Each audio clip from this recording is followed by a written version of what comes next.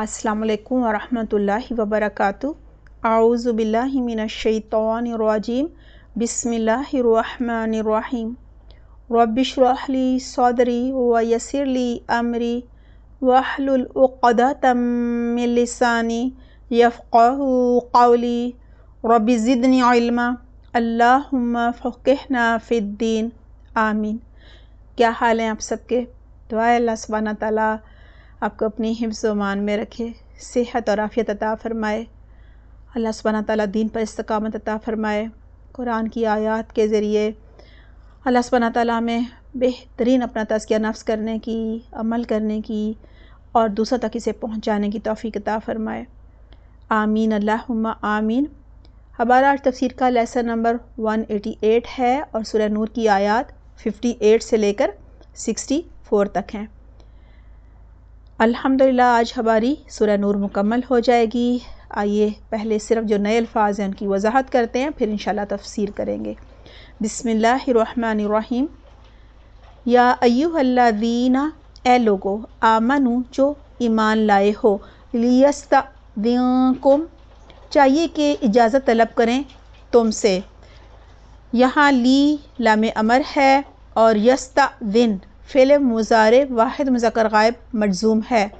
इस्तअज़ना यस्तअज़िनु से मसदर है इस्तिज़ानुन इजाज़त चाहना, इजाज़त तलब करना। कुम ज़मीर है।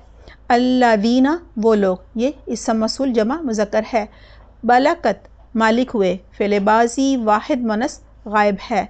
मलका यमलिकु से मसदर है मिल्कुन मालिक बनना।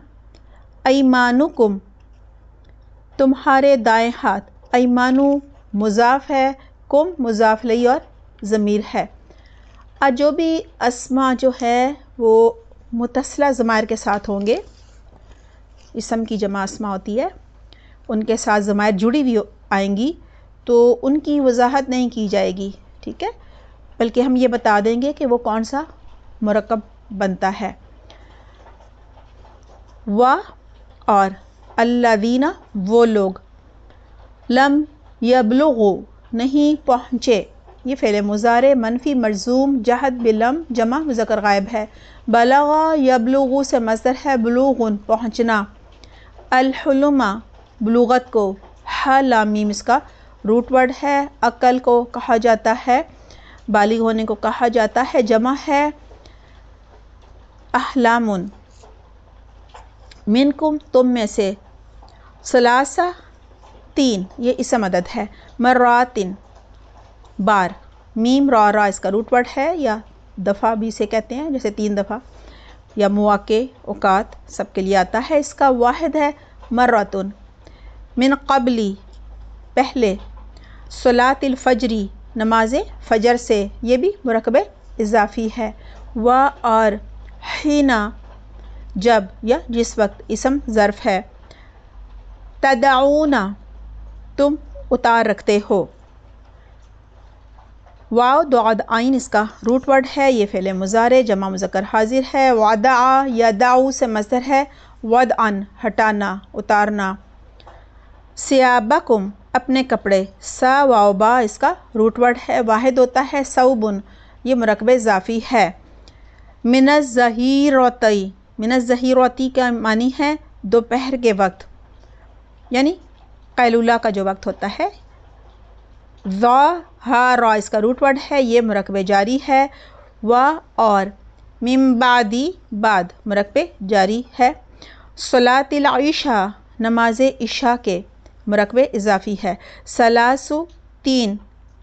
औरातिन पर्दा या छुपी हुई बातें, पर्दे की बातें, ये सब इससे मुराद है। लकुम तुम्हारे लिए। लैसा नहीं है, ये फ़ेल नाकिस माजी वाहिद मुज़क्कर गायब है, इसका मुज़ारे और फ़ेल अमर नहीं होता। अलैकुम तुम पर। वला और नहीं, अलैहिम उन पर। जुनाहुन कोई गुनाह, जुनूहुन से माखूज़ है। बादहुन्ना इनके बाद, यानी औकात के बाद, मुरक्कब इज़ाफ़ी है। तवाफ़ूना कसरत से आने जाने वाले हैं। तवाफ़ा इसका रूट वर्ड है, यानी बहुत फिरते रहते हैं। तवाफ़ुन जो है ये तौफ़ुन से توفن اس سے مبالغے کا صیغہ ہے، جمع مذکر ہے۔ علیکم تم پر، بعدکم تم میں سے بعض، یہ مرکب اضافی ہے۔ علی بعدن بعض پر، یہ بھی مرکب جاری ہے۔ کذالک اسی طرح، کا حرف تشبیہ ہے، مانند طرح اس کے معنی ہوتے ہیں۔ ذالک اسم اشارہ واحد مذکر بعید ہے۔ یبین بیان کرتا ہے، فعل مضارع واحد مذکر غائب ہے۔ بیان یبین سے مصدر ہے، تبیین کھول کر بیان کرنا۔ اللہ اللہ، لکم تمہارے لیے، الآیاتی آیات، واللہ اور اللہ، علیم علم والا ہے، حکیم حکمت والا ہے۔ اللہ کے صفاتی نام ہیں یہ۔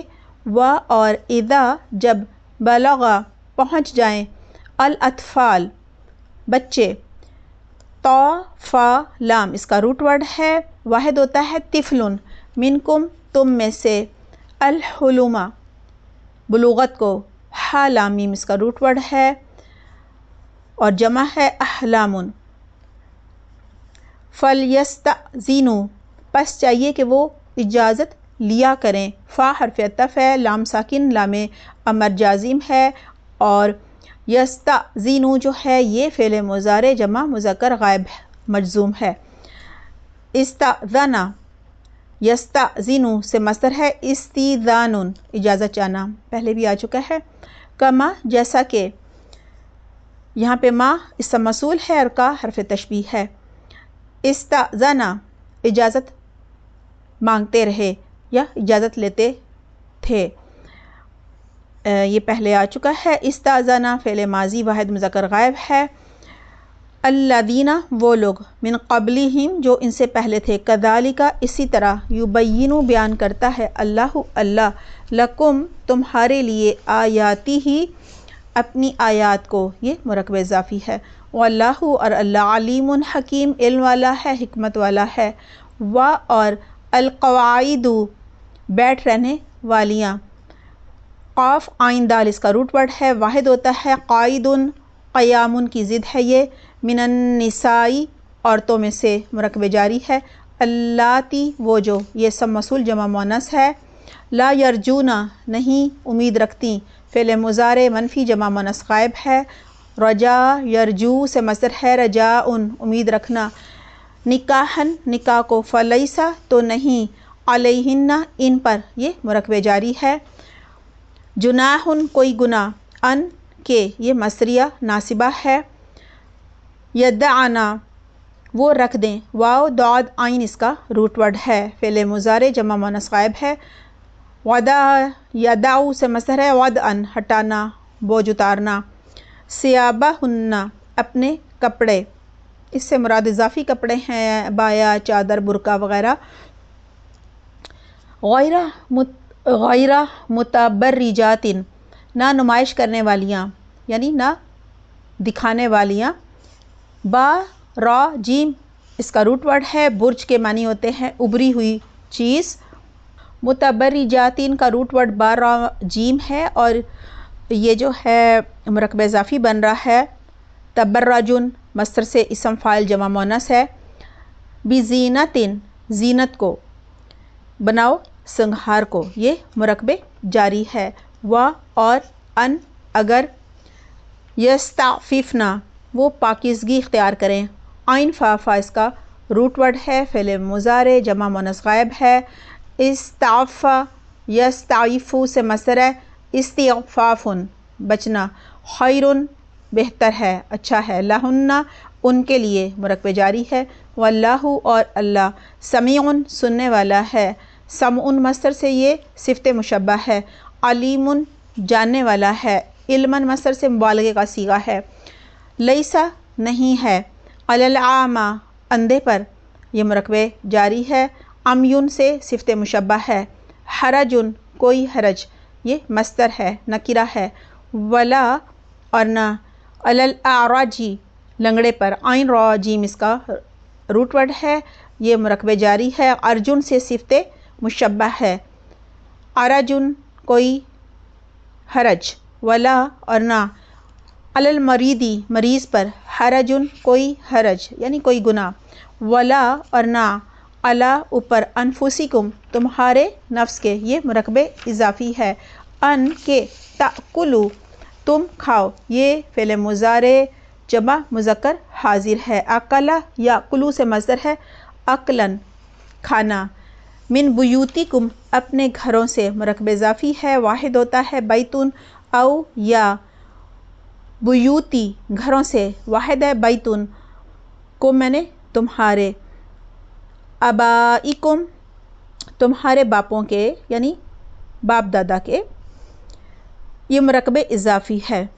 او یا بیوتی گھروں سے، امہاتکم تمہاری ماؤں کے، واحد ہوتا ہے، امن مرکب اضافی ہے، او یا بیوتی گھروں سے، اخوانکم تمہارے بھائیوں کے، مرکب اضافی ہے، او یا بیوتی گھروں سے، اخواتکم تمہاری بہنوں کے، واحد ہوتا ہے، اختن مرکب اضافی ہے، او یا بیوتی گھروں سے، اعمامکم چچاؤں کے گھروں سے، تمہارے چچاؤں کے گھروں سے، عین میم، میم اس کا روٹ ورڈ ہے، واحد ہوتا ہے، عمن مرکب اضافی ہے، او یا بیوتی گھروں سے، عماتکم تمہاری پھوپھیوں کے، یہ مرکب اضافی ہے، واحد ہوتا ہے، عماتن، او یا بیوتی گھروں سے، اخوالکم تمہارے ماموں کے، خا واو لام اس کا روٹ ورڈ ہے، واحد ہوتا ہے، خالتن مرکب اضافی ہے،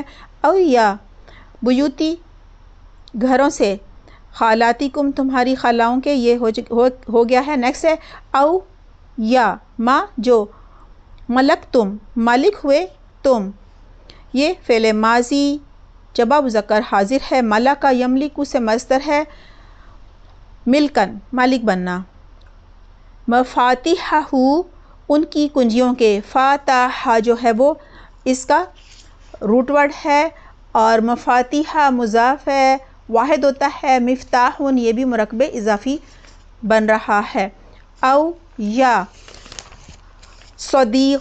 صدیقکم تمہارے دوستوں کے، مرکب اضافی ہے، لیس علیکم نہیں تم پر، جناح کوئی گناہ، ان کے، تأکلوا تم کھاؤ، فعل مضارع جمع مذکر حاضر ہے، جمیعاً مل کر یعنی سب اکٹھے ہو کر، جمع یہ جمعن سے بمانی مجموعن ہے، او یا اشتاتن الگ الگ، شین تا تا اس کا روٹ ورڈ ہے یعنی جدا جدا، اس کا واحد ہوتا ہے، شتن، فاذا پھر جب، دخلتم تم داخل ہوا کرو، فعل ماضی جمع مذکر حاضر ہے، دخل یدخلو سے مصدر ہے، دخول داخل ہونا، بیوتن گھروں میں، فسلموا تو سلام کرو، سلموا فعل امر جمع مذکر حاضر ہے، سلم یسلم سے مصدر ہے، تسلیما سلام کہنا،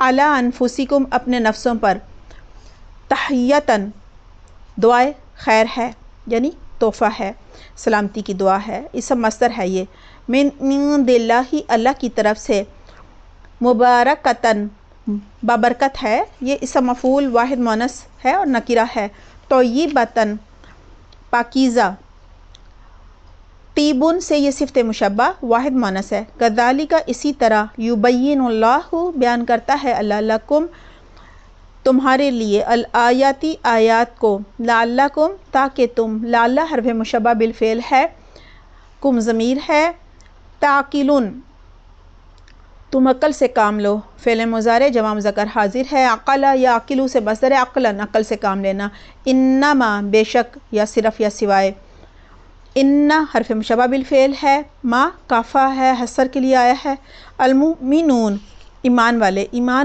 ایمانن مصدر سے یہ اسم فاعل جمع مذکر ہے، واحد ہوتا ہے، المؤمن الذین وہ لوگ، آمنوا جو ایمان لائے، باللہ اللہ کے ساتھ، و اور رسولی ہی اس کے رسول کے ساتھ، مرکب اضافی ہے، و اور اذا جب، کانوا وہ ہوتے ہیں، یہ فعل ماضی جمع مذکر غائب ہے، معہ اس کے ساتھ، مرکب اضافی ہے، علی امرن کسی کام پر، یہ مرکب جاری ہے، جامعن اس کے معنی ہے اجتماعی یا اہم، یعنی جمع کرنے والا. اور جمعون مصدر سے یہ اسم فاعل واحد مذکر ہے. لم یذهبوا نہیں وہ جاتے، یہ فعل مضارع مجزوم منفی جہت بلم جمع مذکر غائب ہے. ذهب یذهب سے مصدر ہے ذهابا حتی یہاں تک کہ، یہ حرف غایت ہے اور وہ جار ہے. یستأذنوہ اجازت لے لیں آپ سے، یعنی وہ اجازت لے لیں آپ سے. یہاں جو ہے یستأذنو یہ فعل مضارع جمع مذکر غائب ہے. استأذن یستأذن سے مصدر ہے استئذان اجازت مانگنا، پہلے بھی آ چکا ہے، اور ہو ضمیر ہے. ان الذین بے شک وہ لوگ یستأذنونک جو اجازت مانگتے ہیں آپ سے. یستأذنون فعل مضارع جمع مذکر غائب ہے. اولئک الذین یہی وہ لوگ ہیں، یؤمنون جو ایمان لاتے ہیں فعل مضارع جمع مذکر غائب ہے. باللہ اللہ پر، ورسولہ اس کے رسول پر مرکب اضافی ہے یہ. فاذا پھر جب، استأذنوک وہ اجازت مانگے آپ سے. لبعض اپنے بعض مرکب جاری ہے یہ. شأنہم کام کے لیے، یعنی اپنے کام کے لیے. شین حمزہ نون اس کا روٹ ورڈ ہے. شأنی اس کے معنی دھندہ اور فکر اور کام کے بھی ہوتے ہیں، حالت کے بھی ہوتے ہیں، مرکب اضافی ہے. فأذن تو اجازت دے دو، فا حرف عطف ہے اور اذن فعل امر واحد مذکر حاضر ہے. اذن یأذن سے مصدر ہے اذنن اجازت دینا. لمن جس کے لیے، لی حرف جار ہے، من مجرور ہے، اسم موصول ہے. شئت تم چاہو یہ فعل ماضی واحد مذکر حاضر ہے. شاء یشاء سے یہ مصدر ہے مشیۃ چاہنا. منہم ان میں سے. واستغفر اور بخشش مانگو. استغفر فعل امر واحد مذکر حاضر ہے. استغفر یستغفر سے مصدر ہے استغفار بخشش طلب کرنا. لہم ان کے لیے. اللہ اللہ، ان اللہ بے شک اللہ، غفور رحیم غفور رحیم ہے. لا تجعلوا نہ تم بناؤ، نہ تم سمجھو فعل نہیں جمع مذکر حاضر ہے. جعل یجعل سے مصدر ہے جعلن بنانا. دعا الرسول رسول کے بلانے کو. دعا مصدر ہے مضاف ہے مرکب اضافی ہے. بینکم آپس میں. کدعائی مانند بلانے کے. کا حرف تشبیہ و جار ہے. دعائی مجرور ہے مصدر ہے. بعدکم تم میں سے بعض کے مرکب اضافی ہے یہ. بعدن بعض کو. قد تحقیق کلمہ تحقیق ہے. یعلم وہ جانتا ہے یہ فعل مضارع واحد مذکر غائب ہے. اللہ اللہ الذین ان لوگوں کو. یتسللون جو کھسک جاتے ہیں. سین لام لام اس کا روٹ ورڈ ہے. فعل مضارع جمع مذکر غائب ہے. تسلل یتسلل سے مصدر ہے تسلل کھسک جانا، چھپ کر نکل جانا. منکم تم میں سے. لیوازن آڑ لیتے ہوئے. لام واو زال اس کا روٹ ورڈ ہے. لازا یلوزو سے مصدر ہے لیوازن. فلیحذر اس کے معنی ہے پس چاہیے کہ وہ ڈریں. فا حرف عطف ہے. لام ساکن جو ہے، لام مجزوم جو ہے وہ لام امر جازم ہے. اور یحذر یہ فعل مضارع مجزوم واحد مذکر غائب ہے. حذر یحذر سے مصدر ہے حذرن ڈرنا. الذین وہ لوگ. یخالفون جو مخالفت کرتے ہیں فعل مضارع جمع مذکر غائب ہے. خالف یخالف سے مصدر ہے مخالفت مخالفت کرنا یا خلاف کرنا. عن امرہ اپنے حکم سے یا اس کے حکم سے مرکب جاری ہے اور مرکب اضافی ہے یہ. ان کے توصیبہم پہنچے ان کو. توصیبہ فعل مضارع واحد مؤنث غائب ہے. اصابہ یصیبو سے مصدر ہے اصابت پہنچنا. فتنۃ کوئی فتنہ. او یا یصیبہم پہنچے ان کو فعل مضارع واحد مذکر غائب ہے. عذاب علیم عذاب دردناک مرکب توصیفی ہے. الا خبردار کلمہ تنبیہ ہے، یعنی آگاہ ہو جاؤ، جان لو، خبردار ہو جاؤ. انا بے شک للہ اللہ کے لیے ہے. ما فی السماوات والارض جو آسمانوں میں ہے اور جو زمین میں ہے. قد تحقیق یعلم وہ جانتا ہے فعل مضارع واحد مذکر غائب ہے. ما جو انتم تم اسم ضمیر منفصلہ ہے، جمع مذکر حاضر ہے، علیہ اس پر مرکب جاری ہے، وا اور یوم جس دن یرجعون وہ لوٹائے جائیں گے، فعل مضارع مجہول جمع مذکر غائب ہے، رجع یرجع سے مصدر ہے رجوعن لوٹنا، الیہ ان کی طرف مرکب جاری ہے، فینبئہم تو پھر وہ بتا دے گا ان کو، نون با حمزہ اس کا روٹ ورڈ ہے، فا حرف عطف ہے، ینبئ جو ہے وہ فعل مضارع واحد مذکر غائب ہے، نبأ ینبئ سے مصدر ہے، تنبیۃ خبر دینا، ہم ضمیر ہے، بما ساتھ اس کے جو عملوا انہوں نے عمل کیے، فعل ماضی جمع مذکر غائب ہے، واللہ اور اللہ بکل شیء ہر چیز کو، بکلی مرکب جاری ہے، کلی شیء مرکب اضافی ہے، علیم جاننے والا ہے، علماً مصدر سے یہ مبالغے کا صیغہ ہے یعنی خوب جاننے والا ہے۔ آئیے ان آیات کی تلاوت سنتے ہیں۔ اعوذ باللہ من الشیطان الرجیم، بسم اللہ الرحمن الرحیم، یا ایہا الذین آمنوا لیستأذنکم الذین ملکت ایمانکم والذین لم يبلغوا الحلم منکم ثلاث مرات من قبل صلاة الفجر وحين تضعون ثيابكم من الظهيرة ومن بعد صلاة العشاء ثلاث عورات لكم ليس عليكم ولا عليهم جناح بعدهن طوافون عليكم بعضكم على بعض كذلك يبين الله لكم الآيات والله عليم حكيم وإذا بلغ الأطفال منكم الحلم فليستأذنوا كما استأذن الذين من قبلهم كذلك يبين الله لكم آياته والله عليم حكيم والقواعد من النساء اللاتي لا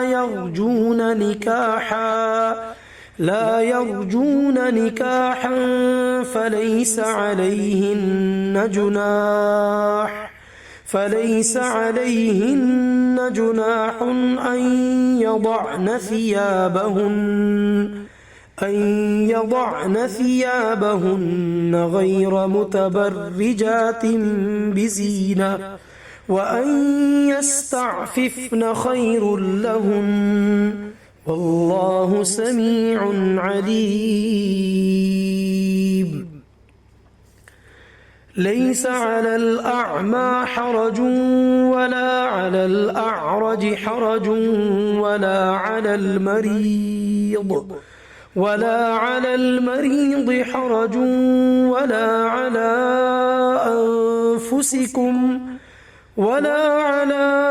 أنفسكم أن تأكلوا من بيوتكم أو بيوت آبائكم أو بيوت أمهاتكم أو بيوت إخوانكم أو بيوت أخواتكم أو بيوت أعمامكم أو بيوت عماتكم أو بيوت أخوالكم أو بيوت خالاتكم أو ما ملكتم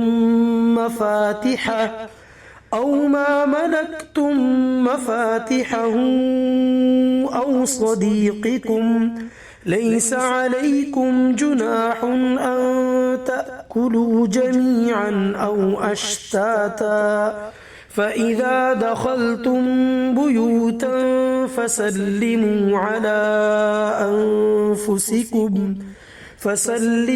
على أنفسكم تحية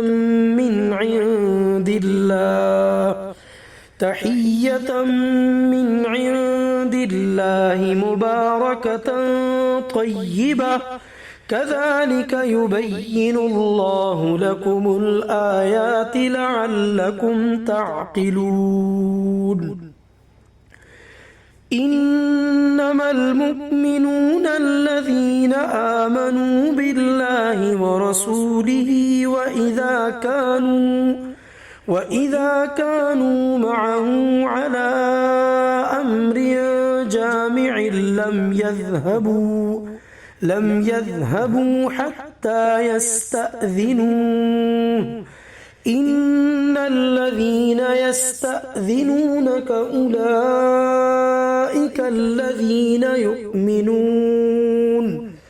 أولئك الذين يؤمنون بالله ورسوله فإذا استأذنوك لبعض شأنهم فأذن لمن شئت منهم واستغفر لهم الله إن الله غفور رحيم لا تجعلوا دعاء الرسول بينكم كدعاء بعضكم بعضا قد يعلم الله الذين يتسللون منكم لواذا فليحذر الذين يخالفون عن أمره أن تصيبهم فتنة أو يصيبهم عذاب أليم ألا إن لله ما في السماوات والأرض قد يعلم ما أنتم عليه ويوم يرجعون إليه فينبئهم بما عملوا والله بكل شيء عليم۔ سورہ نور کے آخر میں معاشرتی اور جو سماجی آداب ہیں وہ بتائے جا رہے ہیں۔ اب آیات کا مضمون تبدیل ہو رہا ہے۔ پہلے دیکھیں پردے کے احکامات آئے، پھر اللہ سبحانہ تعالیٰ کے نور کا ذکر ہوا، اور اسی مناسبت سے دیگر جو مضامین ہیں وہ آتے رہے۔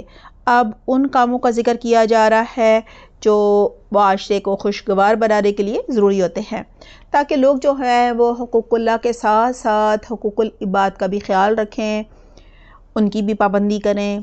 اس سلسلے میں چند احتیاطوں کا خصوصی ذکر آ رہا ہے۔ آئیے آیت نمبر 58 سے آج کی تفسیر کا آغاز کرتے ہیں۔ آیت نمبر 58 ہے،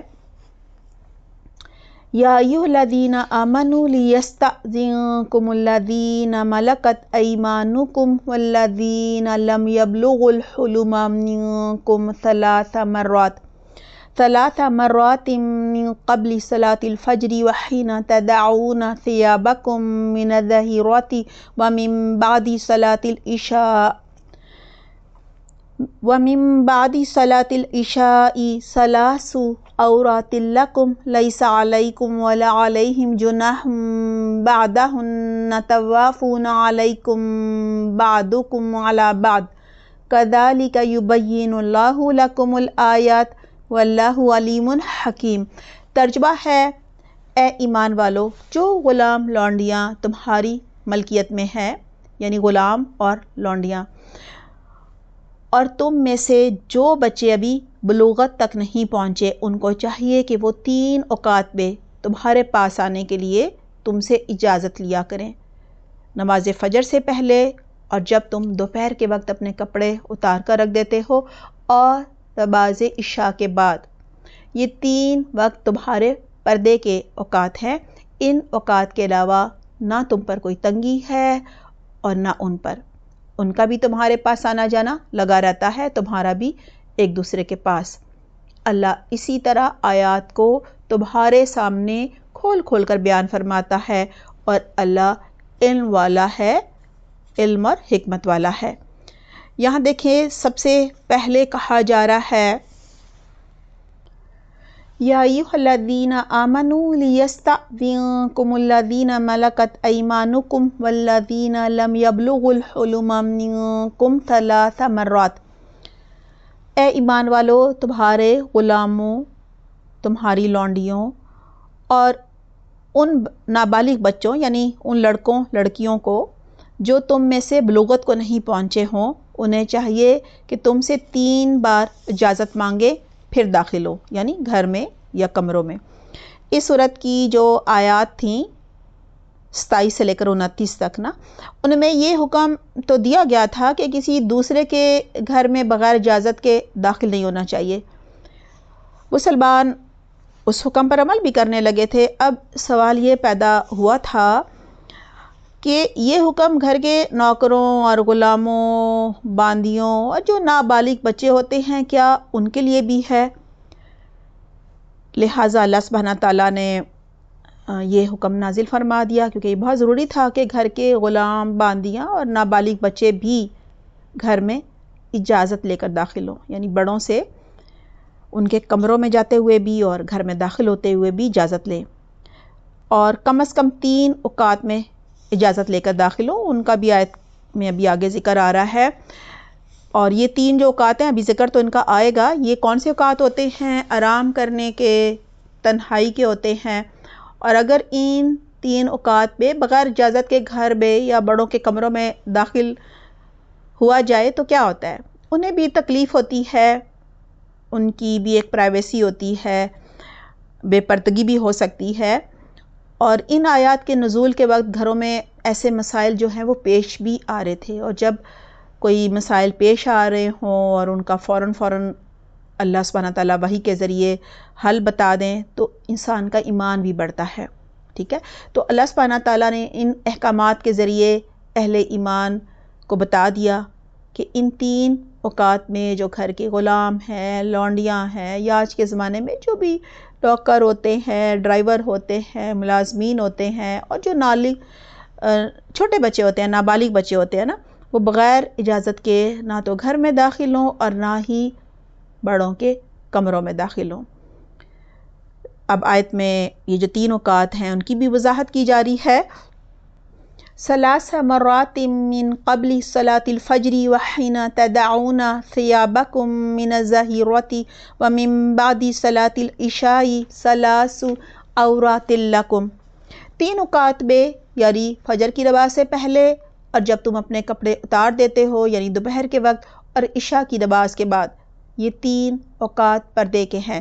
یہاں دیکھیں یہ جو ہے نا 3 مرات، اس سے مراد 3 اوقات ہیں۔ نمبر 1 فجر کی نماز سے پہلے کا وقت، نمبر 2 دوپہر کے قیلولہ کے وقت، جب گھر کے بڑے ہوتے ہیں وہ ہلکے کپڑے پہن کر، مثلاً سلیپنگ سوٹ وغیرہ پہن کر آرام فرما رہے ہوتے ہیں، سستا رہے ہوتے ہیں، اور ایسے لباس میں کسی اور کا دیکھنا جو ہے وہ جائز نہیں ہوتا، ٹھیک ہے۔ نمبر 3 عشاء کے وقت، یہ 3 اوقات پردے اور خلوت کے ہوتے ہیں۔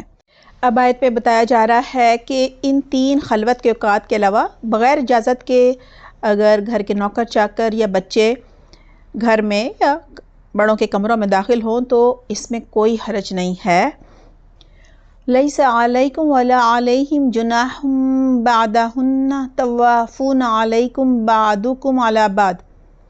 ان اوقات کے بعد، یعنی ان 3 خاص جو اوقات جن کا بھی ذکر ہوا ہے، ان کے علاوہ جو بھی وقت ہو اس میں ملازم اور نابالغ بچے بغیر اجازت کے آ سکتے ہیں، یعنی گھروں میں اور کمروں میں داخل ہو سکتے ہیں، تو تم پر اور ان پر کوئی حرج نہیں ہے، یعنی کوئی گناہ نہیں ہے، تم ایک دوسرے کے پاس پھرتے پھراتے ہی رہتے ہو۔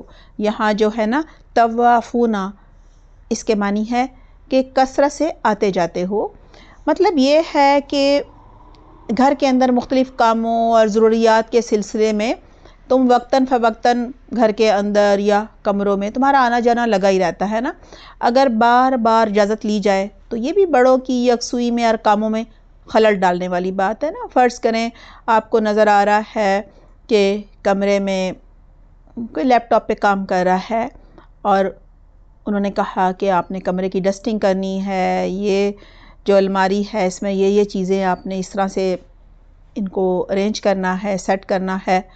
اب آپ بار بار آ جا رہے ہیں، ٹھیک ہے، ان کاموں کے سلسلے میں۔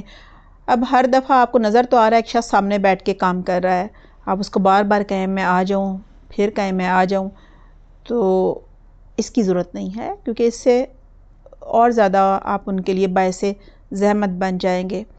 آیت کے آخر میں ہے کذالک یبین اللہ لکم الآیات واللہ علیم حکیم، اس طرح اللہ واضح کرتا ہے تمہارے لیے اپنی آیات یعنی اپنے احکامات، اور اللہ علیم ہے اور حکیم ہے، یعنی وہ جانتا ہے کہ اصل حقیقت کیا ہے اور تمہارے لیے کیا بہتر ہے۔ یعنی اللہ نے بنایا ہے کہ اللہ ہی نہیں جانے گا کہ بندے کے لیے کیا چیز جو ہے وہ اس کے لیے نفع مند ہے اور کیا اس کے لیے باعث تکلیف ہو سکتی ہے۔ یعنی اللہ سبحانہ تعالیٰ کے ہر حکم میں حکمت ہوتی ہے، اور اللہ سبحانہ تعالیٰ کے جو احکامات ہیں وہ بتدریج نازل ہوتے ہیں نا۔ یعنی جب احکامات آئے کہ کسی کے گھر میں بغیر اجازت کے نہ جاؤ، تو لوگوں کے دلوں میں سوال پیدا ہوا کہ گھر کے اندر بھی تو ہمارے نابالغ بچے ہوتے ہیں، گھر کے ملازم ہوتے ہیں، کیا وہ بغیر اجازت کے ہی آ جائیں؟ ٹھیک ہے، کیونکہ بغیر اجازت کے جو وہ آ جا رہے تھے تو مسائل پیدا ہو رہے تھے، تو انہیں ہوا کہ اس مسئلے کا کیا حل اب نکلے گا۔ تو اللہ سبحانہ تعالیٰ نے، ظاہر اللہ تو دلوں کے حال جانتا ہے، انسان کی سوچ، اس کے خیالوں کو بھی جانتا ہے، تو اللہ سبحانہ تعالیٰ نے فوراً انہیں وحی کے ذریعے جواب دے دیا۔ اس سے کیا ہوا؟ پہلے بھی بات ہوئی ہے، لوگوں کا ایمان بڑھتا ہے، ان کا یقین بڑھتا ہے، قرب الہی انہیں محسوس ہوتا ہے، اللہ سے تعلق مضبوط ہوتا ہے، اور وہ یہ چیز بالکل سمجھ جاتے ہیں کہ اللہ سبحانہ تعالیٰ کے علاوہ کوئی بھی یہ حکم نہیں دے سکتا، کیونکہ یہ تو ہمارے گھر کے مسائل تھے جو صرف ہمیں ہی پتہ تھے، ہم نے ابھی کسی سے ذکر بھی نہیں کیا تھا، لیکن اللہ نے فوراً ہمارے ان مسائل کو دیکھ لیا، سن لیا، اور اس کے علم میں یہ سب تھے ہمارے مسائل، اور فوراً اللہ نے ان کا حل بتا دیا۔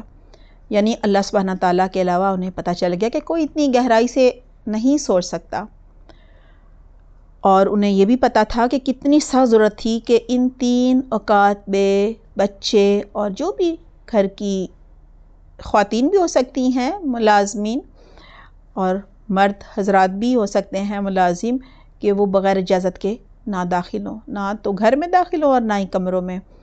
لہٰذا یہ حکم نشانی اور علامت ہے کہ ہمارے دلوں کے حال صرف اور صرف اللہ سبحانہ تعالیٰ جانتا ہے، سنتا ہے، اور ہر کام کی حکمت جو ہے وہ صرف اسی کو پتہ ہے۔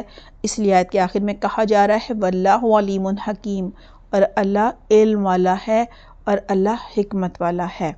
آیت نمبر 59 ہے وَإِذَا بَلَغَ الْأَطْفَالُ مِنْكُمُ الْحُلُمَ فَلْيَسْتَأْذِنُوا كَمَا اسْتَأْذَنَ الَّذِينَ مِنْ قَبْلِهِمْ كَذَلِكَ يُبَيِّنُ اللَّهُ لَكُمْ آیَاتِهِ وَاللَّهُ عَلِیمٌ حَکِیم۔ ترجمہ ہے، اور جب تمہارے بچے بلوغت کو پہنچ جائیں تو وہ بھی اسی طرح اجازت لیا کریں جیسے ان سے پہلے بالغ ہونے والے اجازت لیتے رہے ہیں۔ اللہ اسی طرح اپنی آیات کھول کھول کر تمہارے سامنے بیان کرتا ہے، اور اللہ علم اور حکمت کا مالک ہے۔ اب بالغ بچوں کو براہ راست خطاب ہے کہ بالغ بچے جو ہیں وہ اپنے بڑوں کی طرح تمام اوقات میں اجازت لیں، جب وہ گھروں میں داخل ہوں یا اپنے بڑوں کے کمروں میں داخل ہوں۔ دیکھیں، بالغ جو لڑکے ہوتے ہیں اس سے مراد وہ لڑکے لیے جاتے ہیں جن کو احتلام ہوتا ہے، اور بالغ لڑکیوں سے مراد وہ لڑکیاں ہیں جنہیں ماہواری آتی ہو۔ اگر لڑکے اور لڑکیاں کسی وجہ سے یہ جو احتلام اور ماہواری ہے یہ نہ آتی ہو، یعنی ان جسمانی تبدیلیوں سے وہ خالی رہ جائیں، تو امام شافعی رحمہ اللہ، امام ابو حنیفہ رحمہ اللہ اور امام احمد بن حنبل رحمہ اللہ کے نزدیک اس صورت میں 15 سال کے لڑکوں اور لڑکیوں کو بالغ سمجھا جائے گا، جبکہ امام اعظم کے مطابق 17 سال کی لڑکی اور 18 سال کے لڑکے کو بالغ سمجھا جائے گا۔ 15 سال کی حد کے حق میں ایک حدیث بھی ہے، ابن عمر سے روایت ہے، وہ کہتے ہیں 14 سال کا میں تھا جب غزوہ احد کے موقع پر رسول اللہ صلی اللہ علیہ وسلم کے سامنے پیش ہوا اور آپ صلی اللہ علیہ وسلم نے مجھے جنگ میں شریک نہیں کیا۔ پھر میں غزوہ خندق کے موقع پر 15 سال سے زیادہ کا تھا، دوبارہ آپ صلی اللہ علیہ وسلم کے سامنے پیش ہوا اور آپ صلی اللہ علیہ وسلم نے مجھے اجازت دے دی۔ یہ بھی ہو سکتا ہے کہ پہلی دفعہ غزوہ احد کے موقع پر وہ بس 14 سال کے ہونے ہی والے ہوں اور غزوہ خندق کے موقع پر 15 سال سے ظاہر ہے اگر 10 مہینے بھی اوپر ہوں گے تو 15 سال کے ہی کہلائیں گے نا، کیونکہ دونوں جنگوں میں مطلب 1 سال سے زیادہ کا وقفہ ہے نا، واللہ عالم۔ لہٰذا اس آیت میں کہا جا رہا ہے کہ بچے جب بالغ ہو جائیں تو وہ تمام اوقات میں گھر کے اندر اور کمروں میں اجازت لے کر داخل ہوں، جیسا کہ ان کے بڑے اجازت لیتے تھے۔ یہاں اللہ سبحانہ تعالیٰ فرما رہے ہیں کہ اللہ سبحانہ تعالیٰ کھول کھول کر اپنی آیات، اپنے احکامات جو ہیں وہ بتا رہے ہیں، کیونکہ اللہ سبحانہ تعالیٰ علم والے ہیں اور اللہ تعالیٰ حکمت والے ہیں۔ یعنی اللہ سبحانہ تعالیٰ ہمارے اچھے برے اور ہماری جو بھی جسمانی ضروریات ہوتی ہیں ان کو جانتے ہوتے ہیں، اور ہمیں کن احکامات کی اشد ضرورت ہے یہ بھی صرف اللہ سبحانہ تعالیٰ ہی جانتے ہیں۔ دیکھیے اگر چھوٹے بچے ماں باپ کو کسی غلط حرکت میں دیکھ لیں تو ساری عمر کے لیے وہ بات ان کے ذہنوں میں رہ جاتی ہے، اور یہی وجہ ہے کہ اللہ سبحانہ تعالیٰ کھول کھول کر بالغ بچوں کے احکامات الگ بتائے جا رہے ہیں، نابالغ بچوں کے الگ بتائے جا رہے ہیں۔ گھر کے جو بھی ملازمین آج کے زمانے میں ہوتے ہیں، ظاہر ہے وہ زمانہ غلاموں اور لونڈیوں کا تھا تو ان کے لیے بتایا گیا تھا، اور آج کل جو بھی ہمارے فرض کریں ڈرائیور ہیں، چوکیدار ہیں، کوئی باورچی ہیں، اسی طرح دیگر ملازمین ہوتے ہیں، تو ان سب کو بھی اجازت لے کر ہی داخل ہونا چاہیے۔ آیت نمبر 60 ہے وَالْقَوَاعِدُ مِنَ النِّسَاءِ اللَّاتِي لَا يَرْجُونَ نِكَاحًا فَلَيْسَ عَلَيْهِنَّ جُنَاحٌ أَن يَضَعْنَ ثِيَابَهُنَّ غَيْرَ مُتَبَرِّجَاتٍ بِزِينَةٍ وَأَن يَسْتَعْفِفْنَ خَيْرٌ لَّهُنَّ وَاللَّهُ سَمِيعٌ عَلِيمٌ۔ ترجمہ ہے، اور جب بڑی بوڑھی عورتوں کو نکاح کی کوئی توقع نہ رہی ہو، ان کے لیے اس میں کوئی گناہ نہیں کہ وہ اپنے زائد کپڑے اتار کر رکھ دیں، بشرطیہ کہ زینت کی نمائش نہ کریں، اور اگر وہ اطاعت ہی کریں تو ان کے لیے زیادہ بہتر ہے۔ اللہ سب کچھ سنتا ہے اور سب کچھ جانتا ہے۔ یہاں سب سے پہلے یہی کہا جا رہا ہے وَالْقَوَاعِدُ مِنَ النِّسَاءِ اللَّاتِي لَا يَرْجُونَ نِكَاحًا فَلَيْسَ عَلَيْهِنَّ جُنَاحٌ أَن يَضَعْنَ ثِيَابَهُنَّ۔ اور گھروں میں بیٹھ رہنے والی عورتیں جو اب نکاح کی امیدوار نہ ہوں تو ان پر کوئی حرج نہیں اگر وہ اپنے اضافی کپڑے اتار دیا کریں۔ یعنی جن عورتوں کی نکاح کرنے کی عمر نہ رہی ہو، بوڑھی ہو چکی ہوں، تو ضروری نہیں ہے کہ وہ بڑی بڑی چادریں، برقعے اور عبائے پہن کر گھر سے نکلیں۔ اسی طرح گھر کے اندر اگر وہ بیٹھی ہوں تو ہر وقت دوپٹہ اوڑھے رکھنے کی پابندی نہیں ہے۔ یہاں ان بوڑھی عورتوں کا ذکر ہو رہا ہے جنہیں حیض نہ آتا ہو، نکاح کرنے کے قابل نہ ہو، اور انہیں خواہش بھی نہ ہو شادی کرنے کی، اور مرد بھی ان کی طرف رغبت نہ رکھتے ہوں، یعنی ایسے جذبات نہ رکھتے ہوں جو کہ جوان مرد عورت ایک دوسرے کے لیے رکھتے ہیں، اور وہ بچے پیدا کرنے کی بھی قابل نہ ہو، اور جن کا گھر سے باہر آنا جانا جو ہے وہ ختم ہو چکا ہو، بناؤ سنگھار بھی نہ کرتی ہوں، زیور نہ پہنتی ہوں، آگے بھی اس کا ذکر آئے گا، یعنی کسی کی ان کی طرف رغبت نہ ہو، وہ اب پردہ کرنے میں اگر تنگی محسوس کرتی ہوں تو انہیں اجازت ہے کہ وہ پردے میں کمی کر لیں. یعنی وہ لباس کے اوپر والے کپڑے، یعنی ظاہر دوپٹہ تو لیں گی گھر سے نکلتے وقت، لیکن چادر، برقع اور عبایا اگر نہ لیں تو اس کی اجازت ہے. اور گھر کے اندر اگر وہ دوپٹہ نہ لیں تو گھر کے اندر اس کی بھی ان کو اجازت ہے. اور اسی طرح سے پھر کہا جا رہا ہے کہ غیر متبرجات بزینہ، بشرطیہ کہ زینت کی نمائش کرنے والی نہ ہو. یعنی اپنی چادریں، برقعے اور عبایا تبھی اتاریں اگر انہیں یہ شوق نہیں ہے کہ وہ بنیں سنوریں اور زینت کریں، اور یہ بھی نیت نہ ہو ان کی کہ چلو اس بہانے ہم اپنی زینت جو ہے وہ دکھائیں گے لوگوں کو. ٹھیک ہے، یہ مقصد بھی نہ ہو اور یہ شوق بھی نہ ہو کہ وہ بناؤ سنگھار کر کر کے گھر سے نکلیں. ٹھیک ہے، تو اگر یہ شوق ہوں، ٹھیک ہے، تو پھر انہیں پردہ ہی کرنا چاہیے. یعنی پھر پردے میں کمی کا حکم ان کے لیے نہیں ہے، پھر وہ اس تخفیف کے حکم سے مستثنیٰ ہے، پھر انہیں پورا پردہ کرنا چاہیے. پھر آیت کے آخر میں کہا جا رہا ہے وَأَن يَسْتَعْفِفْنَ خَيْرٌ لَهُنَّ وَاللَّهُ سَمِيعٌ عَلِيمٌ، اور اگر وہ اس معاملے میں احتیاط ہی کریں تو ان کے لیے بہتر ہے. یعنی اللہ سبحانہ تعالیٰ سب کچھ سننے اور جاننے والا ہے. یعنی اگر یہ بوڑھی عورتیں بھی پردے میں تخفیف کی یہ جو رخصت ہے نا کمی کرنے کی، اس سے فائدہ نہ اٹھائیں. ٹھیک ہے، یعنی اپنے پردے میں بڑھاپے کے باوجود کمی نہ کریں. بدستور برقع، عبایا یا جو بھی بڑی چادر لیتی ہیں وہ گھر سے لے کر ہی نکلیں. تو کہا جا رہا ہے یہ ان کے لیے زیادہ بہتر ہے. عمر رسیدہ خواتین کو پردے میں جو رعایت دی جا رہی ہے، اگر وہ اس رعایت سے فائدہ نہ اٹھائیں تو کہا جا رہا ہے یہ انہی کے لیے بہتر ہوگا. کیوں؟ کیونکہ شیطان تو ہر وقت انسان کی طاق میں رہتا ہے نا، کبھی بھی فتنے میں مبتلا کر سکتا ہے. کیونکہ اللہ سب کچھ سننے والا ہے، ہر چیز جاننے والا ہے، اسے پتہ ہے انسان میں کیا کیا کمزوریاں ہوتی ہیں. تو بہتر یہی ہے کہ بڑھاپے میں بھی عورت جو ہے وہ جو بھی پردہ کرتی ہے، برقع لیتی ہے، عبایا پہنتی ہے، بڑی چادر لیتی ہے، اپنے لباس اور دوپٹے کے اوپر جو یہ جو پردہ کیا جاتا ہے اس کو جاری رکھے آخری سانس تک تو اس کے لیے بہتر ہے. لیکن اگر کسی کو مسئلہ ہے تو وہ ان کو ہلکا بھی کر سکتا ہے.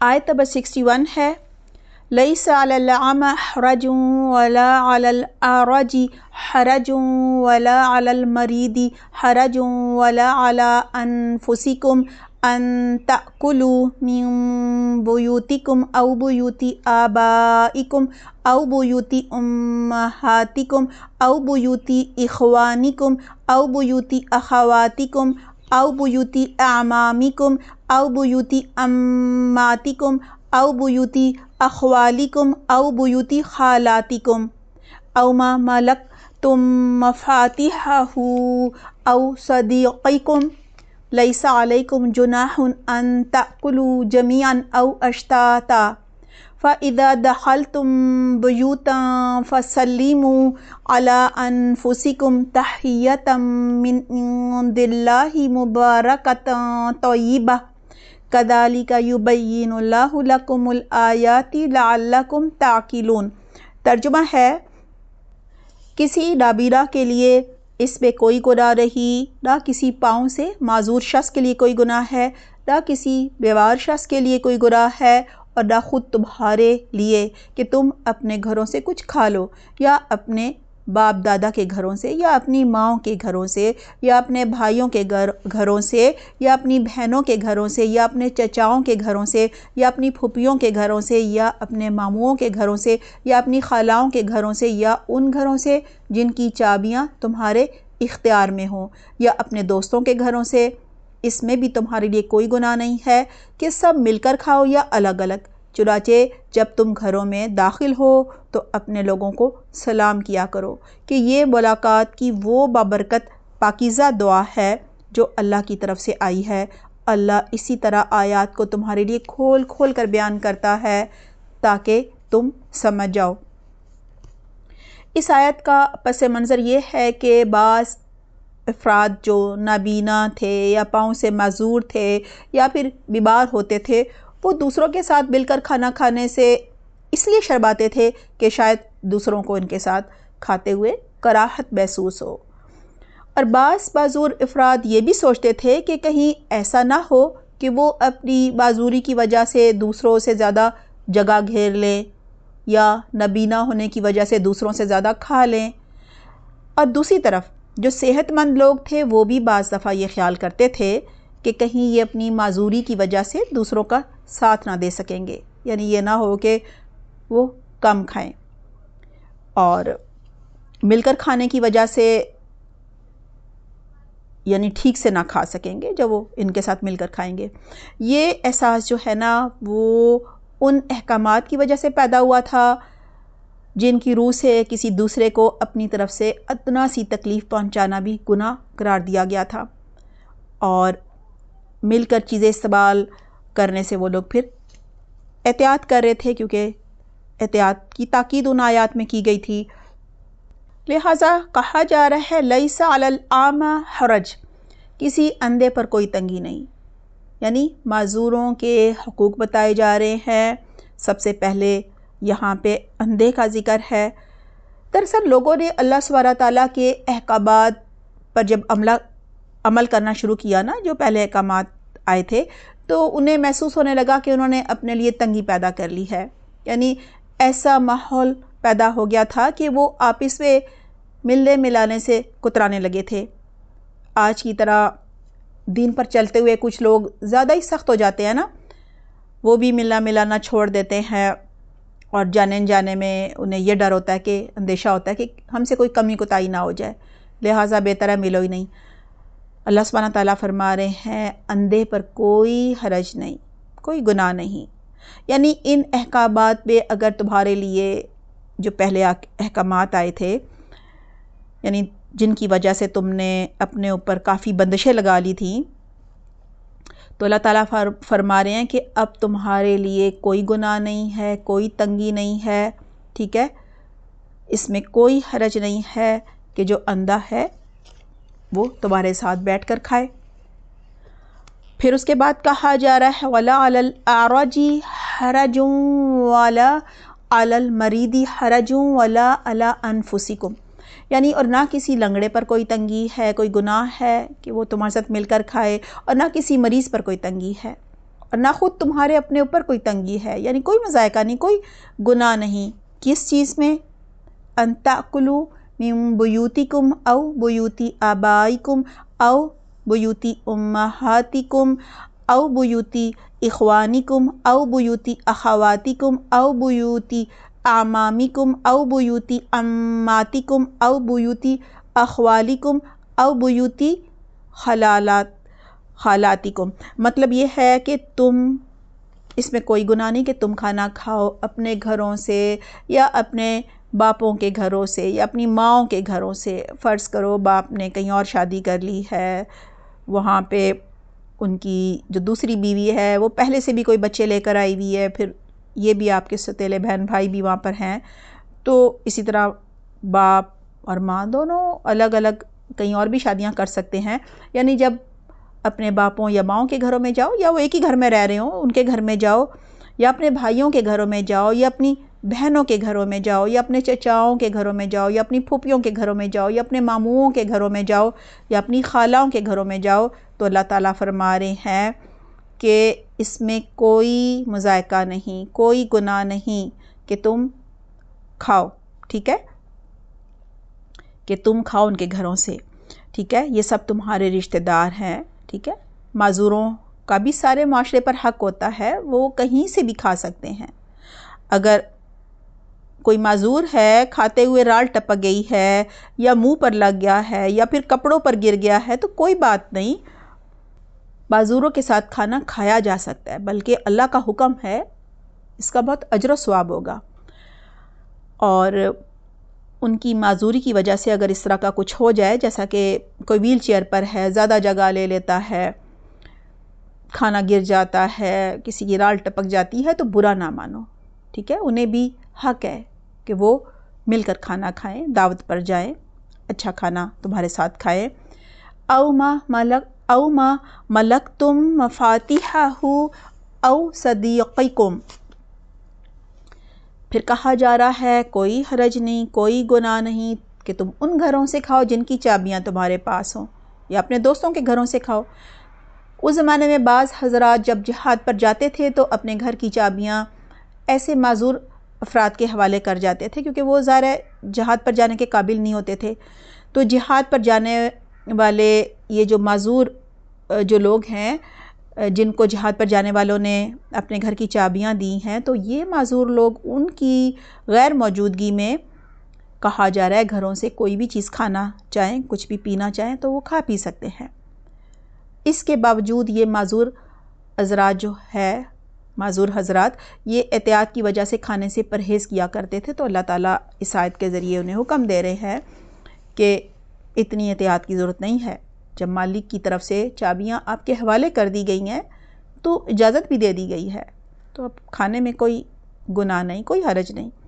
دراصل عرب کے لوگوں میں یہ عام رواج تھا کہ ان کے گھر میں آنے جانے والے یہ رشتہ دار جن کا اس آیت میں ذکر ہے، اجازت لیے بغیر کھا پی لیا کرتے تھے، اور نہ صرف یہ کہ وہ برا نہیں مناتے تھے بلکہ خوش ہوتے تھے۔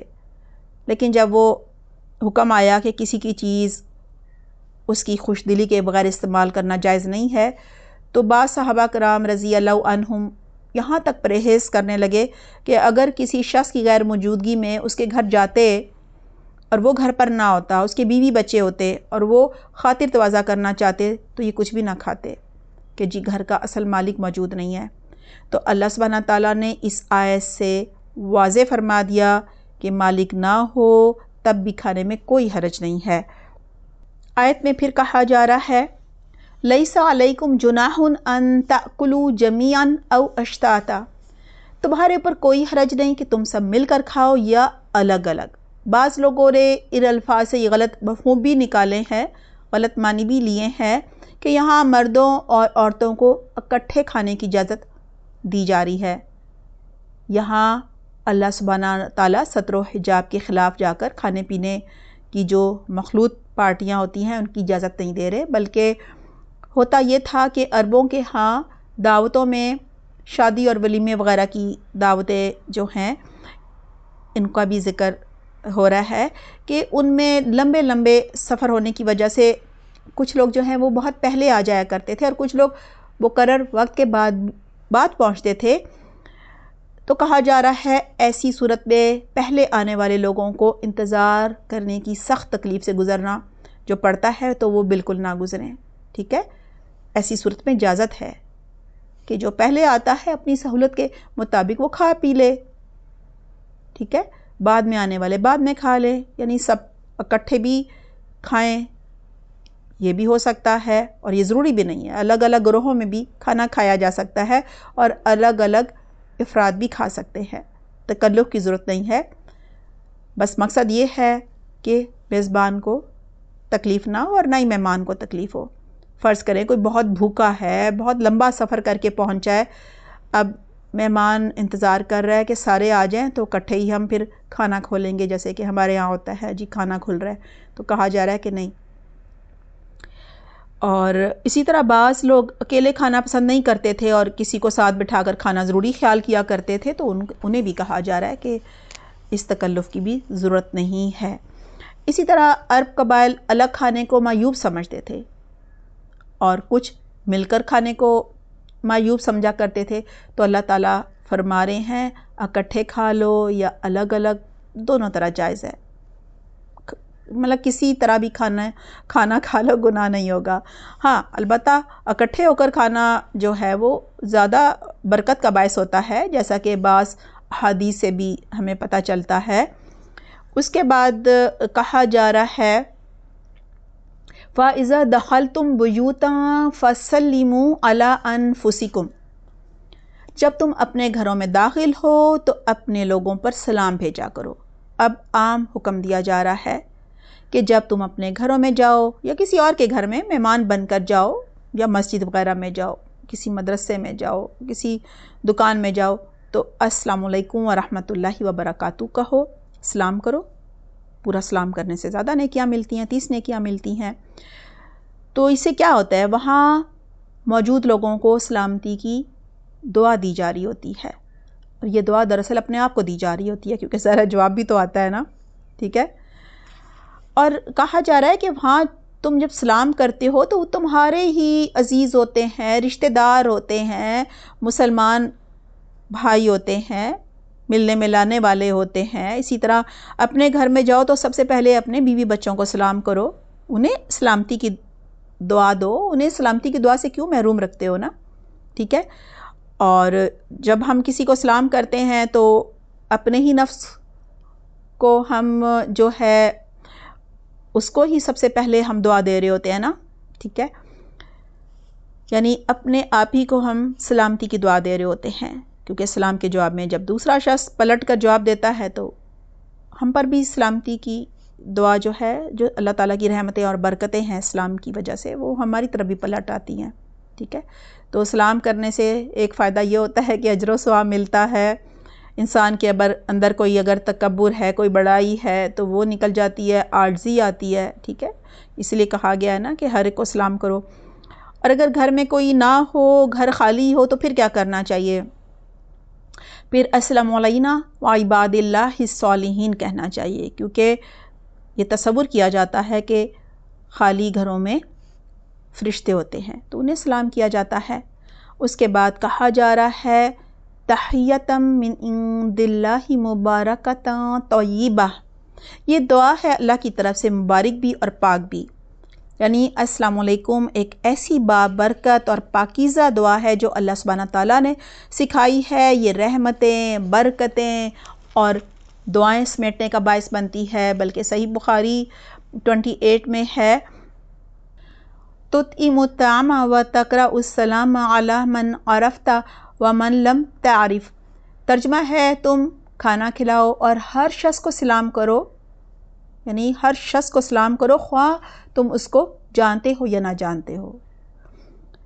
آیت کے آخر میں ہے کذالک یبین اللہ لکم الآیات لعلکم تعقلون، اس طرح اللہ تمہارے لیے آیات واضح کر رہا ہے، یعنی کھول کھول کر بیان کر رہا ہے تاکہ تم عقل سے کام لو، تاکہ تم سمجھ بوجھ سے کام لو۔ ہمیں بھی اللہ سبحانہ تعالیٰ کے ان احکامات کی حکمت سمجھنی چاہیے، کیونکہ اللہ نے ہمیں بنایا ہے، ہمارے لیے کیا چیز نفع مند ہے اور کیا نقصان دہ ہے وہ اللہ سے زیادہ کوئی نہیں جانتا۔ اور اس آیت میں خاص طور پر جو اللہ تعالیٰ نے احکامات دیے ہیں ان پر بات کر لیتے ہیں۔ ان پر عمل کرنے سے کیا ہوتا ہے؟ انسان کی زندگی آسان ہو جاتی ہے، ٹھیک ہے۔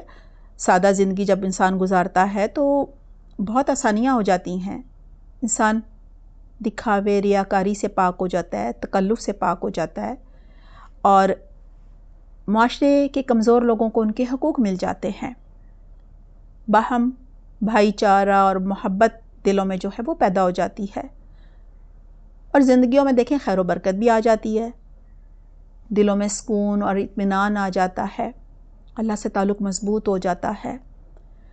آپ صلی اللہ علیہ وسلم کی سنت پر جب عمل کرتے ہیں تو آپ صلی اللہ علیہ وسلم کی محبت بھی دل میں آتی ہے، ٹھیک ہے۔ اسی طرح سلام کرنے میں جب پہل کی جاتی ہے تو دلوں سے کبر یعنی تکبر اور بڑائی نکل جاتی ہے، عاجزی آ جاتی ہے، جیسا کہ پہلے بات ہوئی جب کوئی کہتا ہے السلام علیکم ورحمۃ اللہ وبرکاتہ تو 30 نیکیاں ملتی ہیں، اور سلام کرنے کے رواج سے دلوں میں محبت پیدا ہوتی ہے، انسان ریاکاری دکھاوے سے بچ جاتا ہے۔ اللہ تعالیٰ میں بہترین توفیق عطا فرمائے، اللہ کے ہر حکم پر ہم عمل کریں، آمین اللہم آمین۔ آیت نمبر 62 ہے انما المؤمنون الذین آمنوا باللہ ورسولہ واذا كانوا معه على امر جامع لم يذهبوا حتى يستأذنوه ان الذین یستأذنونک اولئک الذین یؤمنون باللہ ورسولہ فإذا استأذنوك لبعض شأنهم فذل لمن شئت منهم واستغفر لهم اللہ ان اللہ غفور رحیم۔ ترجمہ ہے مومن تو اصل میں وہی ہیں جو اللہ پر اور اس کے رسول پر یقین رکھتے ہیں، اور جب ایسے معاملہ میں جس میں لوگوں کے جمع ہونے کی ضرورت ہوتی ہے نبی کے ساتھ ہوتے ہیں تو جب تک آپ سے اجازت نہ لیں کہیں نہیں جاتے۔ جو لوگ ایسے موقع پر آپ سے اجازت لے لیتے ہیں حقیقت میں یہی ہیں جو اللہ پر اس کے رسول پر ایمان لا چکے ہیں۔ پس جب ایسے لوگ آپ سے اپنے کسی کام کے لیے اجازت طلب کریں تو آپ ان میں سے جسے چاہیں اجازت دیں اور ان کے لیے اللہ سے بخشش کی دعا مانگیں، بے شک اللہ بخشنے والا مہربان ہے۔ اس آیت میں سب سے پہلے کہا جا رہا ہے انما المؤمنون الذین آمنوا باللہ ورسولہ واذا كانوا معه على امر جامع لم يذهبوا حتى يستأذنوه۔ مومن تو صرف وہی ہیں جو ایمان لائے اللہ پر اور اس کے رسول پر، اور جب وہ کسی اجتماعی کام کے سلسلے میں رسول اللہ صلی اللہ علیہ وسلم کے ساتھ ہوتے ہیں تو وہاں سے نہیں جاتے جب تک کہ ان سے اجازت نہ لے لیں۔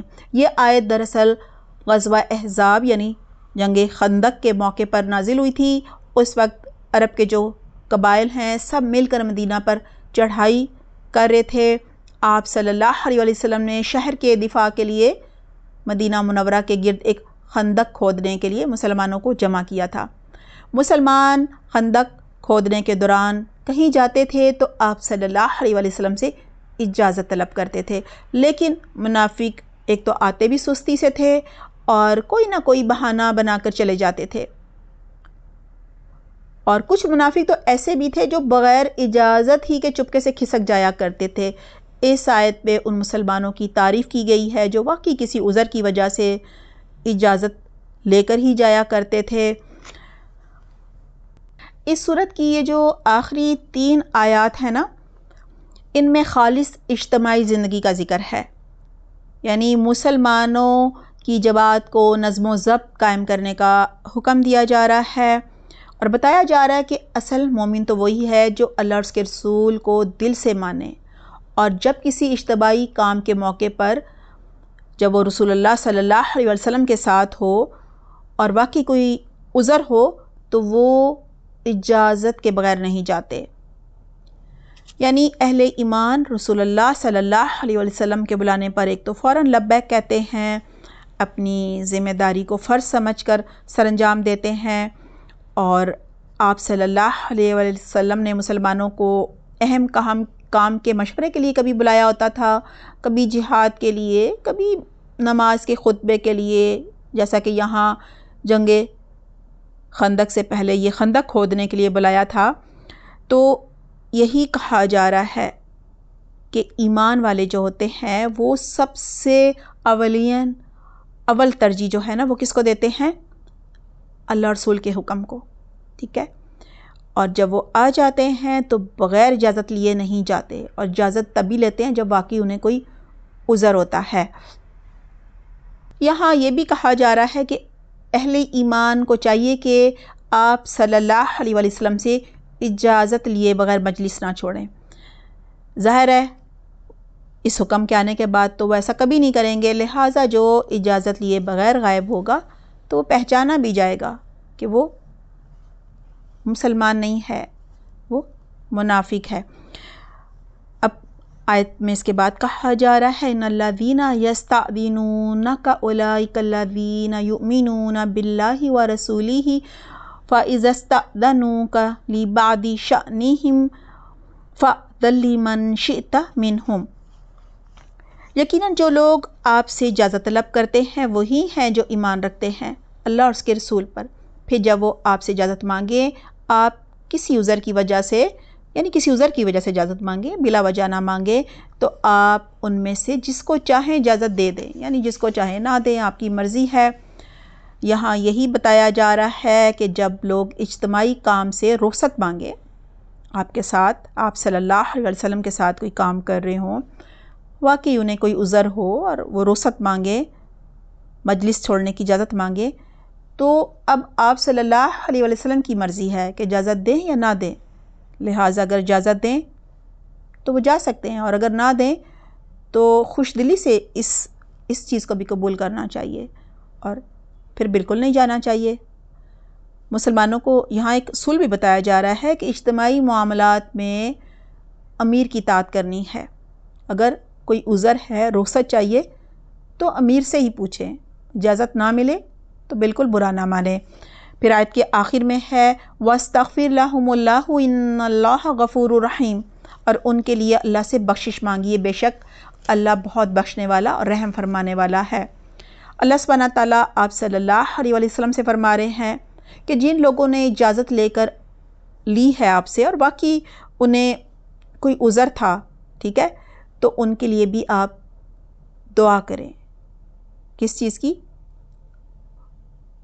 ان کی بخشش کے لیے دعا کریں، کیونکہ اللہ بخشنے والا ہے، مہربان ہے، ٹھیک ہے۔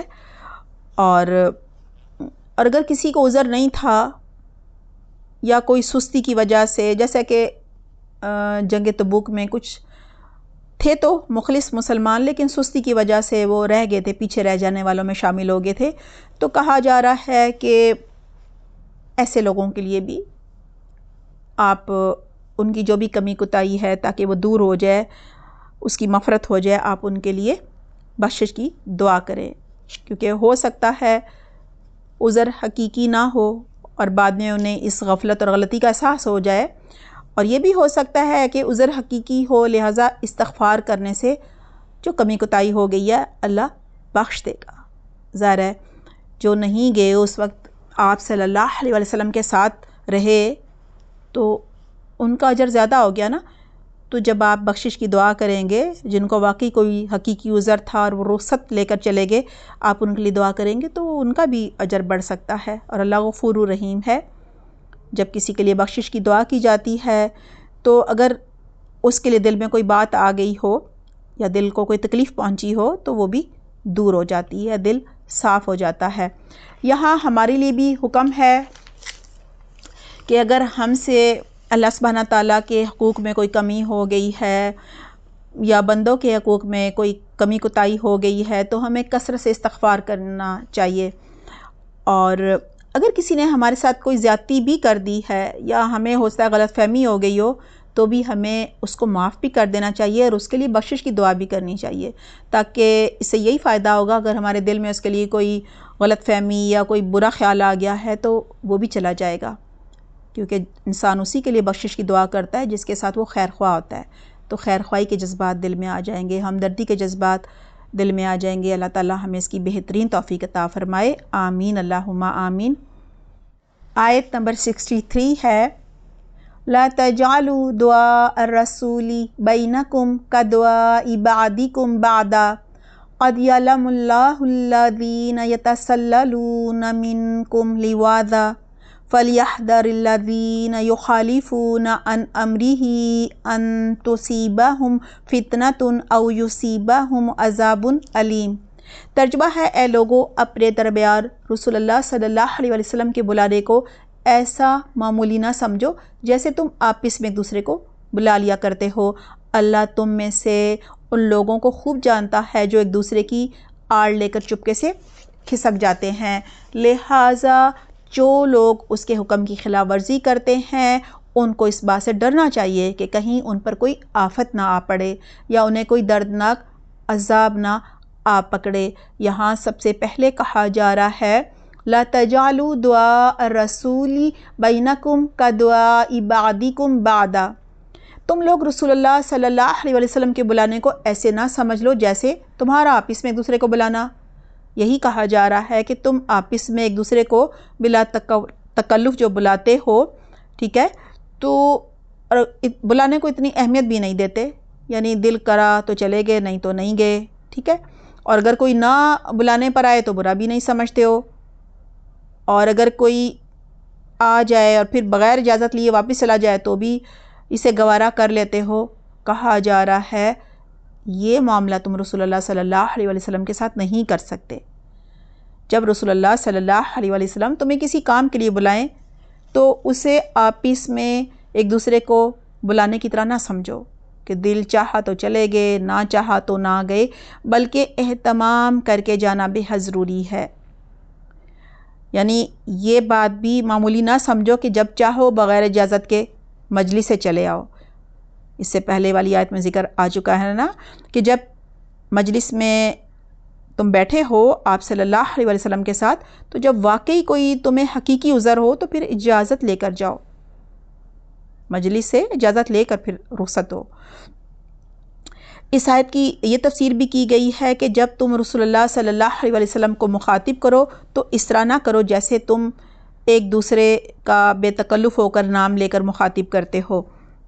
یہ بھی کہا جاتا ہے کسی یہودی نے بہت چیخ چیخ کر یا محمد باہر آؤ اس طرح آوازیں لگائیں تھیں، تو یہ کہا جا رہا ہے کہ اس طرح یا محمد کہہ کر نہ بلاؤ، بلکہ آپ صلی اللہ علیہ وسلم کو تعظیم کے ساتھ یا رسول اللہ کہہ کر مخاطب کرو۔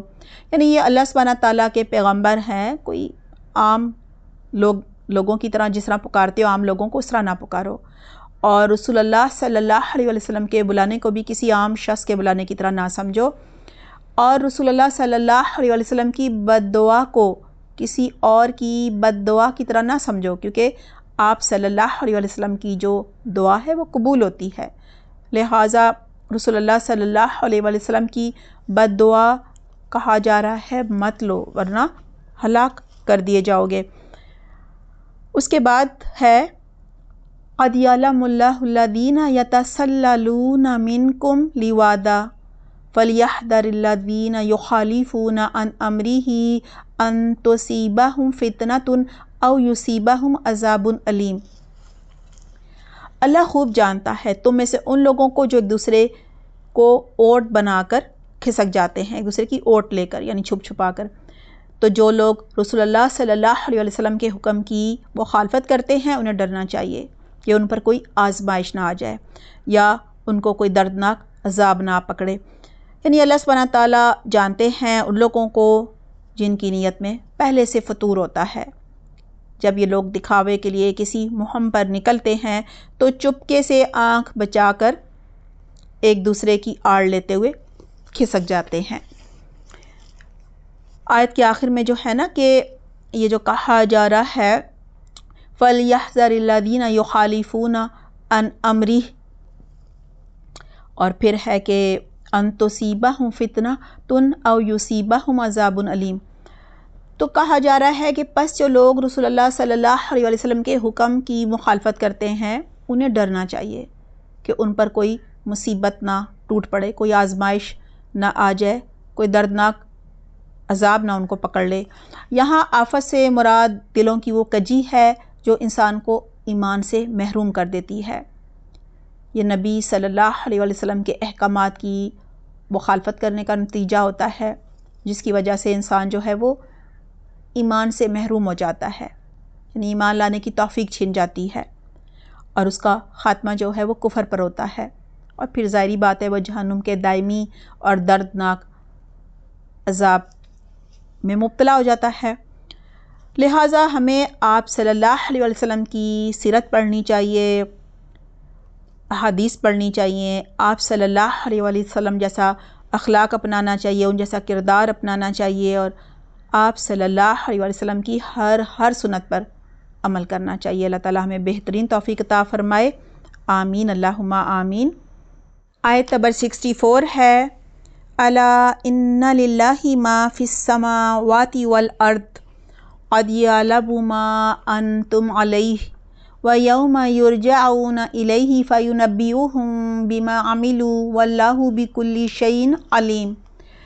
ترجمہ ہے یاد رکھو کہ آسمانوں اور زمین میں جو کچھ ہے اللہ ہی کا ہے، تم جس حالت پر بھی ہو اللہ اسے خوب جانتا ہے، اور جس دن سب کو اس کے پاس لوٹایا جائے گا اس دن وہ ان کو بتا دے گا کہ انہوں نے کیا عمل کیا، اور اللہ کو ہر بات کا پورا پورا علم ہے۔ یہاں سب سے پہلے یہی کہا جا رہا ہے الا ان للہ ما فی السماوات والارض قد یعلم ما انتم علیہ، آگاہ ہو جاؤ یقیناً اللہ ہی کے لیے ہے جو کچھ آسمانوں میں ہے اور زمین میں ہے، وہ خوب جانتا ہے تم جس حال پر ہو۔ یعنی اللہ سبحانہ تعالیٰ آسمان و زمین کی ہر چیز کا خالق ہے، مالک ہے، رازق ہے، مدبر ہے، وہ جس طرح چاہے تصرف کرتا ہے اور جو چاہے حکم دیتا ہے، وہ جانتا ہے کہ تم ایمان و یقین کے کس مقام پر کھڑے ہو، وہ تمہارے دلوں کے حال جانتا ہے، تمہارے ایمان کی کیفیت جانتا ہے، تمہارے اعمال کی نیت جانتا ہے، کوئی عمل تم نے کس اخلاص کے ساتھ کیا سب جانتا ہے، عمل کی تڑپ کو جانتا ہے، سب خوب اچھی طرح ہر چیز سے وہ واقف ہے۔ وَيَوْمَ يُرْجَعُونَ إِلَيْهِ فَيُنَبِّئُهُم بِمَا عَمِلُوا وَاللَّهُ بِكُلِّ شَيْءٍ عَلِيمٌ، اور جس دن یہ لوگ لوٹائے جائیں گے اس کی طرف تو وہ انہیں بتا دے گا جو کچھ بھی انہوں نے عمل کیے ہوں گے، اور اللہ ہر چیز کا علم رکھنے والا ہے۔ یہاں اسلام دشمن لوگوں کو بھی تنبیہ کی جا رہی ہے، منافقین کو بھی کہا جا رہا ہے کہ تم جو بھی چالے چل رہے ہو، جو بھی تم ان کے خلاف، مسلمانوں کے خلاف جو بھی سازشیں کر رہے ہو، وہ اللہ سے پوشیدہ نہیں ہے، مخفی نہیں ہے، سب جانتا ہے۔ تمہارا ہر عمل، تمہاری ہر چال لکھی جا رہی ہے، تمہارا ہر گناہ، ہر ظلم لکھا جا رہا ہے، تم کس طرح سے مسلمانوں کا خون بہا رہے ہو، سب لکھا جا رہا ہے، سب اللہ کے علم میں ہے۔ اور جو تم اس دنیا میں ظلم و ستم کر رہے ہو، فتنہ فساد کر رہے ہو، قتل و غارت کر رہے ہو، ان سب اعمال کے مطابق قیامت میں تمہیں سزا دی جائے گی۔ جو جزا سزا کا دن ہے، اس دن تمہیں عبرتناک سزا ملے گی۔ آج کا ہوم ورک نوٹ کر لیجئے۔ سوال نمبر 1، آج کی آیات کا ترجمہ، واحد جمع اور روٹ ورڈز بتائیے۔ سوال نمبر 2، قبروں کی کتنی اقسام ہوتی ہیں، وضاحت کیجیے۔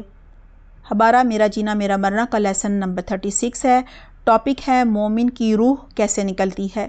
ویڈیو کا لنک ڈسکرپشن باکس میں دیا جا رہا ہے، ویڈیو دیکھ لیجیے گا۔